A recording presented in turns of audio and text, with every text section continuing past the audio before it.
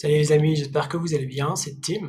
Aujourd'hui on se retrouve dans ce nouveau tuto pour vous montrer comment on peut créer et sauvegarder une liste de données dans un repeating group.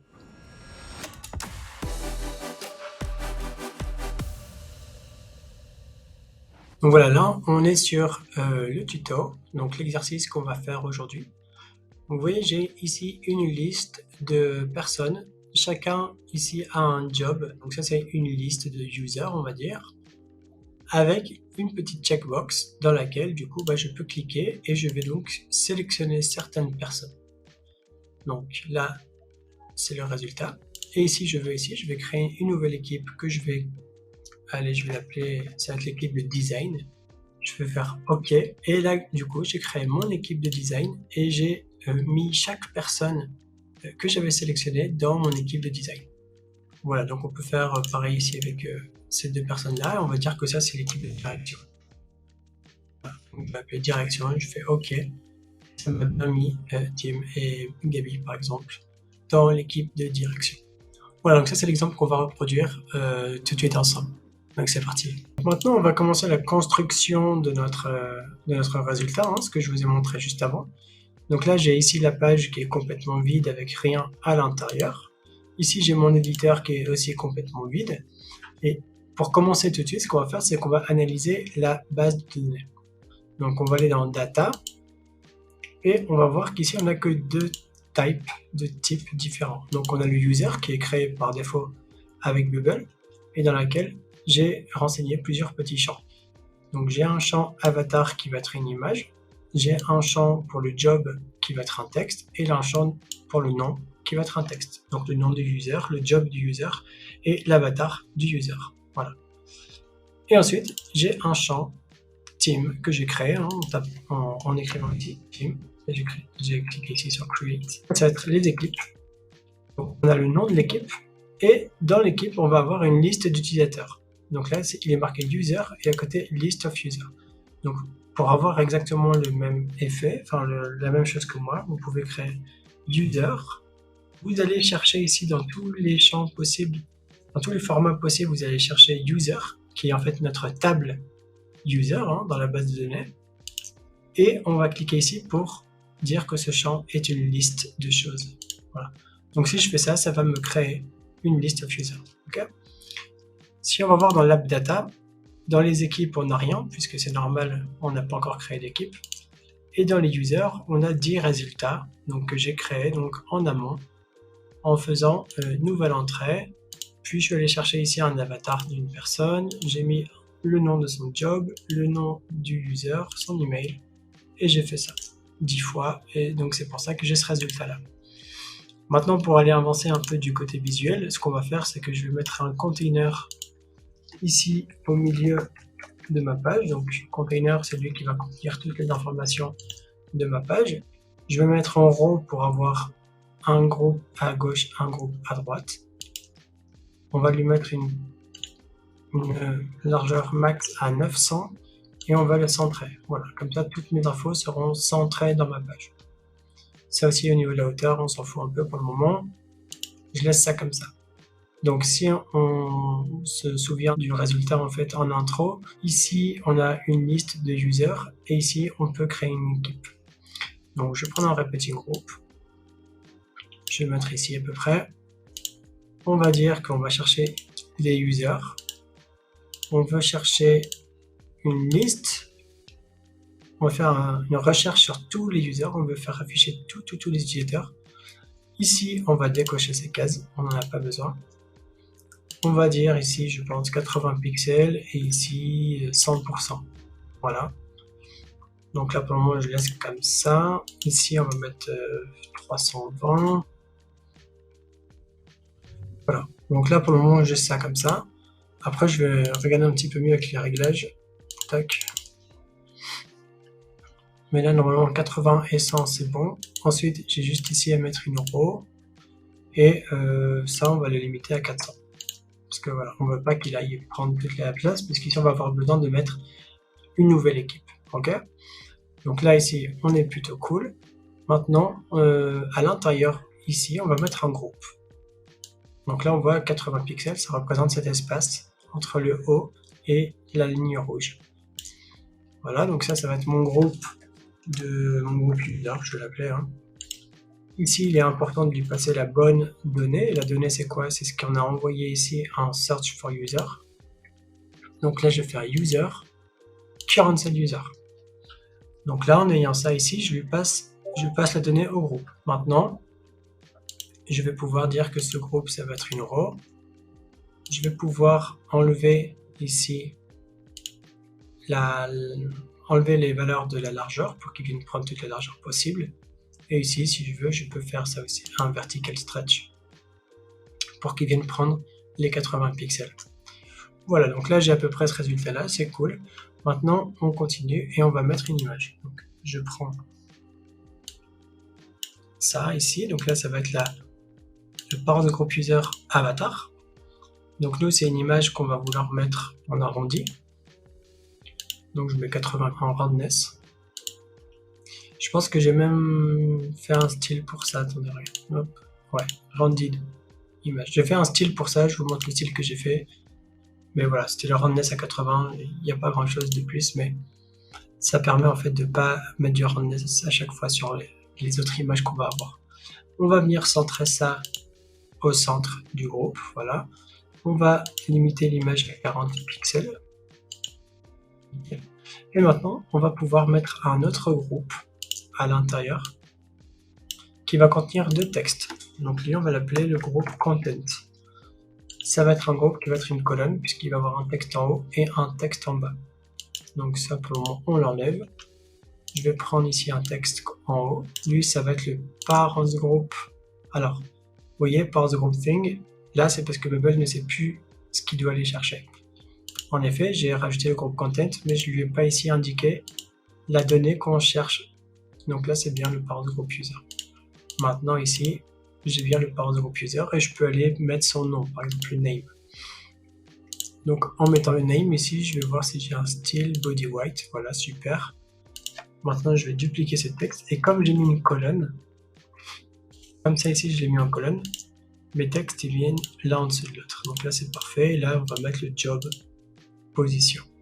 Et là, ici, au niveau du style, on est sur quelque chose d'un peu plus exotique. Alors, on est en 14. Je crois que j'avais mis Arial. Ah non, Open Sans. C'est bon, Open Sans. C'est la couleur qui est un peu bizarre. Alors, attendez, je vais le mettre ici. Voilà. Et en plus, on est en 400. Bon, voilà. C'est pas exactement le même résultat, mais bon. On n'est pas à ça près. Donc là, ce qu'on peut faire, c'est enlever toutes les valeurs ici. Pourquoi je fais ça? C'est simplement pour avoir aucun espace en haut, à droite, à gauche, etc. Ici, on enlève la hauteur. On vient le centrer. Et on va laisser un petit peu d'espace entre les deux. Donc on va mettre 10 pixels. Voilà, ça me fait ce résultat-là. Maintenant, ici, ce groupe content, on n'a pas envie qu'il aille jusqu'au bord. Là, donc on va le dire. On va le maintenir au contenu. Donc il va venir se couper ici en fait. Hein. Voilà, il vient se couper là. Parfait. Donc maintenant qu'on a ça, on va prendre ce groupe content et cette image et on va les mettre ensemble. Vous allez comprendre pourquoi après. Donc je les mets ensemble. Parce qu'en fait, moi, je vais vouloir faire ça. Ici, on va mettre 16 pixels. Voilà. Ici, je vais avoir besoin d'une petite checkbox. Vous voyez? Donc, ce que je vais faire, c'est que je vais prendre une checkbox. Alors, vous pouvez la prendre depuis les icônes ici. Moi, j'ai installé un plugin qui s'appelle Material Icon, qui permet d'avoir un truc un tout petit peu plus propre. Donc, je vais le mettre ici.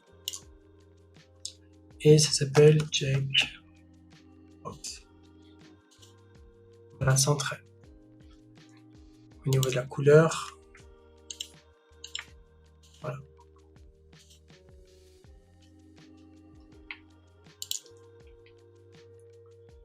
Ce qu'on va vouloir faire maintenant, c'est du coup, là vous voyez que tous mes éléments sont alignés à gauche. Donc je vais cliquer ici sur mon groupe user et je vais changer l'alignement de mon container en le mettant en space between. C'est exactement pour cette raison que en fait j'ai groupé mon image avec le groupe content. C'est pour que eux deux soient dans un groupe ensemble et que ma checkbox soit tout seul. Ce qui fait qu'ils sont tous les deux bien séparés et qui sont voilà, projetés en fait d'une extrémité à une autre de mon groupe user. Ici, on va laisser un tout petit peu de padding. On va laisser un petit peu de padding sur les côtés. Voilà, ça va faire un peu plus propre. En termes de design, après, je pense que j'ai pas mis de roundness. Alors, on va pouvoir mettre un peu de roundness. Je pense que je vais changer la couleur pour que ça ressorte un petit peu plus. Comme ça, 5. Voilà. Donc là, on peut déjà aller s'amuser à faire une preview. Ok, alors j'ai pas l'impression que mon padding il a été pris en compte.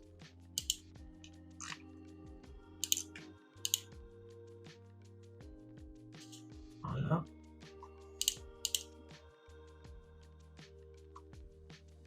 Voilà, donc là j'ai ma liste of users. Tac, tac, tac. Voilà. Donc là ici, pour le moment, on ne peut pas cocher cette case.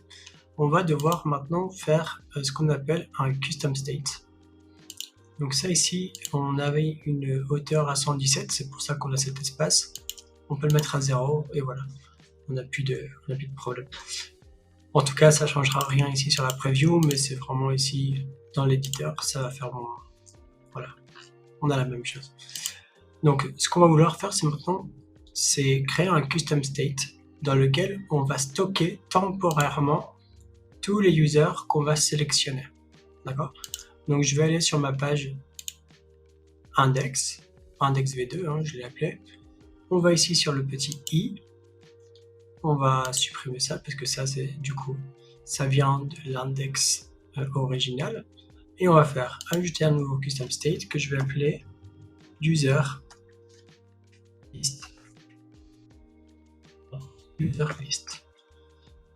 Et quel va être le type de ce custom state? Eh bien, un peu comme tout à l'heure, ça va être une liste d'utilisateurs. Donc, user, et c'est une liste. Voilà, donc on a ça ici comme affichage. Maintenant, ce qu'on va dire, c'est qu'à chaque fois qu'on va cliquer sur cette icône, on va vouloir rajouter notre parents group user, donc cette cellule en fait, dans le custom state qu'on a créé. Donc on va faire un set state. Je vais prendre le user list et là je vais rajouter le parents group user. Alors là, excusez-moi, c'est même encore différent, je ne peux pas faire ça. Je dois aller rechercher mon custom state et lui ajouter la liste. Attendez, avant de faire ça, on va faire autre chose. On va dire que c'est si on clique sur n'importe quel endroit du groupe user. Ça va être encore mieux pour l'expérience utilisateur. Donc, si on clique quelque part, on va faire le set state. Si on clique n'importe où sur le groupe user, on va initialiser notre state. Donc là, on reprend l'index, user list, et là, on va rajouter le système. On va rajouter la current cell user. Voilà. Ça, c'est si on clique sur le groupe user.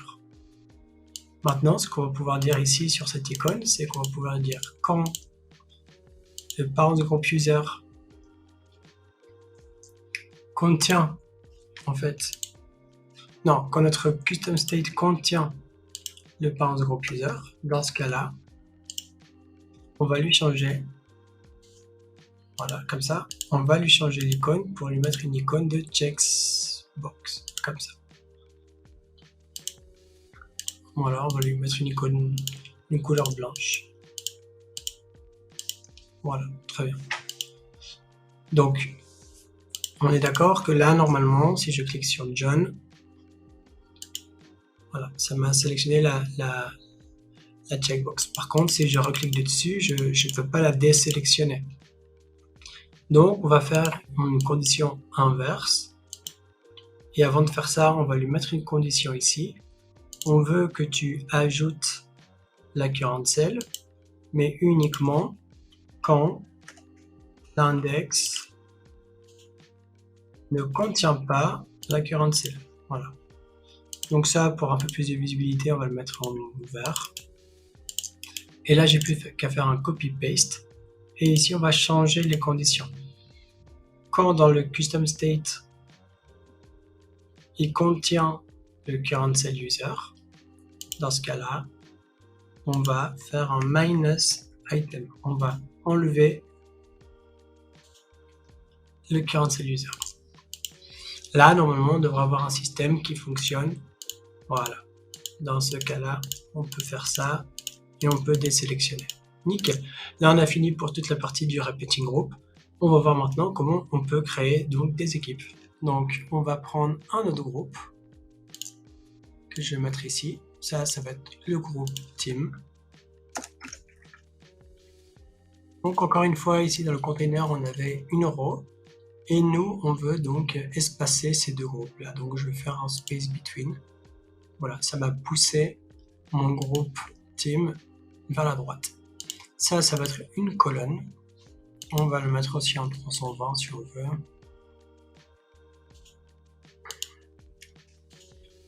On met la même dimension. On va lui dire qu'il peut prendre toute la hauteur. Je peux mettre 0 parce qu'ici, je l'ai déjà poussé au maximum. Et maintenant, c'est parti. Donc, on va mettre un texte créé.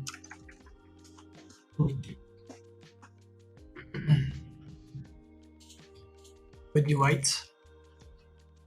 Voilà là. J'ai mal écrit. Tac, tac, tac. Voilà. Ensuite, on va mettre un petit input assez simple. Voilà, je pense que je fais un style ou pas. Input, voilà. Ici, on va écrire créer votre équipe. Et à côté, un petit bouton.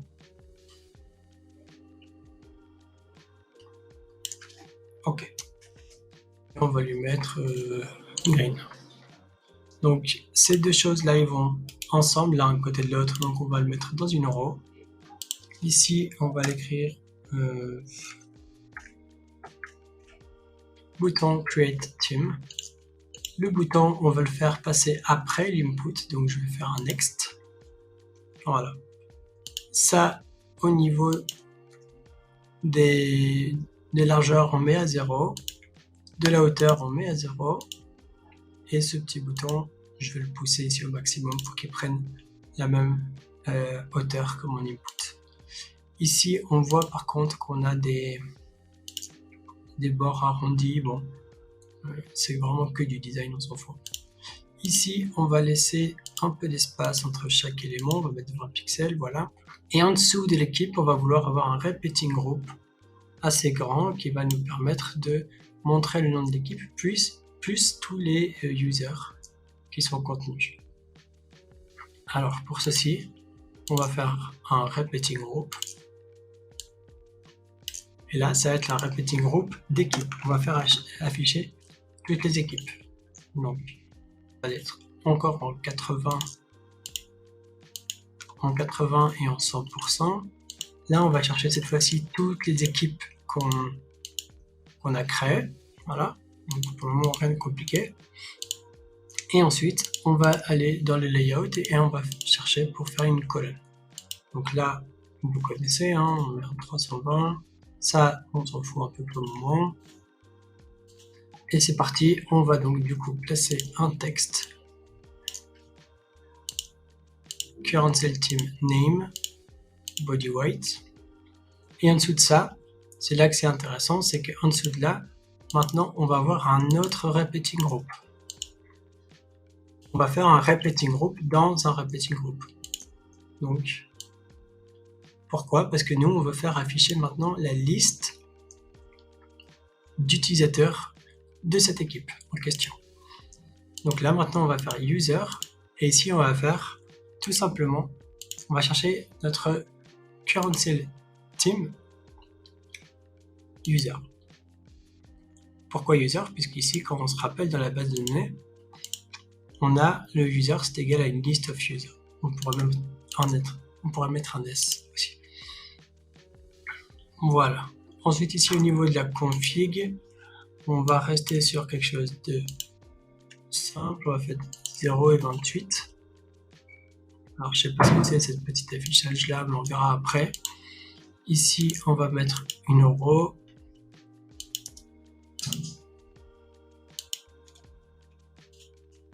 C'est très bon là. Bon, c'est pas grave, je vais voir après. Et ici à l'intérieur, on va vouloir faire afficher à des petites bulles, en fait les petits avatars de nos utilisateurs. Donc on va prendre une image.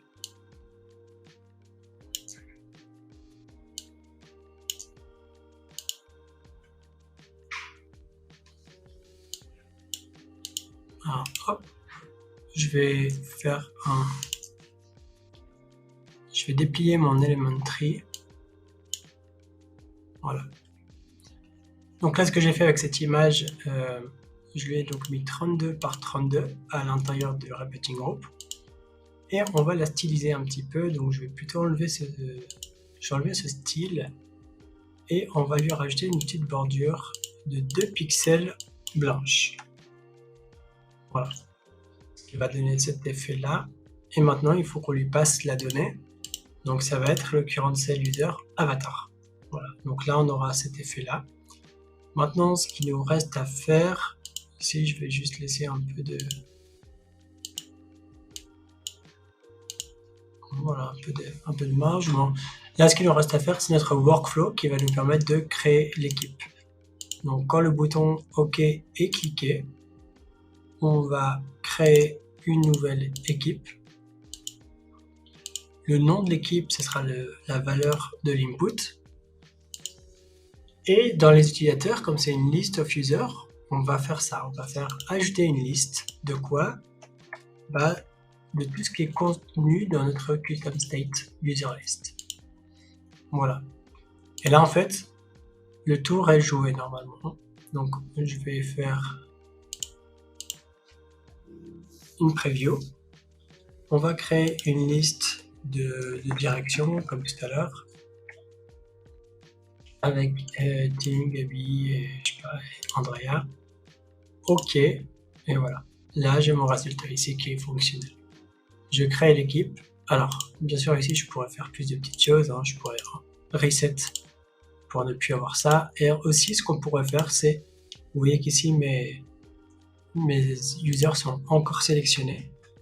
Donc, ce qu'on peut faire pour montrer à l'utilisateur que ça a bien fonctionné, on va venir vider le custom state de user list une fois qu'on a cliqué sur OK. C'est un petit peu plus cohérent comme... donc là, je vais marquer marketing. Un peu plus cohérent comme... donc on va prendre section marketing. J'en ai plus qu'un. Voilà, on va mettre product owner. OK. Voilà. Là, ici, les cases sont désélectionnées puisque mon custom state a été vidé. Mon reset input a bien vidé ici la valeur. Et j'ai ma petite équipe marketing qui a été créée là. En base de données, on a bien sûr marketing et direction qui sont ici. Voilà, donc c'est tout pour moi pour ce tuto. J'espère que ça vous a plu. Si vous souhaitez aller plus loin dans votre apprentissage sur Bubble ou Adalo, on vous propose 6 heures de formation complètement gratuite sur notre plateforme auto.co. Donc je vous mets un lien dans la description. Et sinon, vous pouvez naviguer avec moi. Hein. Vous allez sur l'onglet Se former, s'initier au no-code. Vous allez pouvoir découvrir le programme qui est proposé en cliquant ici. Ou bien sur Commencer gratuitement. Là, vous êtes redirigé vers la plateforme pour pouvoir accéder au programme et tous les modules qui sont proposés. Allez, c'est tout pour moi. On se retrouve une prochaine fois et à bientôt. Ciao, ciao.